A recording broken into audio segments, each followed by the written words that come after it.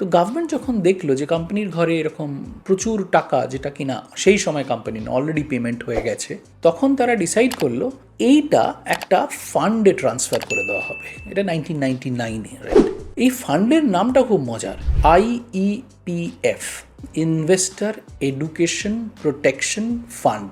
মানে এমন একটা ফান্ড যেটা আপনাকে, মানে অ্যাজ আ ইনভেস্টার, আমি যদি ইনভেস্টর হই, আমাকে প্রোটেক্ট করবে এবং আমাকে এডুকেট করবে। কিন্তু কি আশ্চর্য কথা ভাবুন, যখন এই আইনটা লেখা হলো, সেই আইনে বলা হলো যদি কোনো কোম্পানির কাছে 7 বছরের বেশি কোনো স্টক পড়ে থাকে যেখানকার ডিভিডেন্ড পেমেন্ট হয়েছে কিন্তু ডিভিডেন্ডটা আনক্লেম থেকে গেছে, তাহলে ওই ফান্ডে ট্রান্সফার হয়ে যাবে।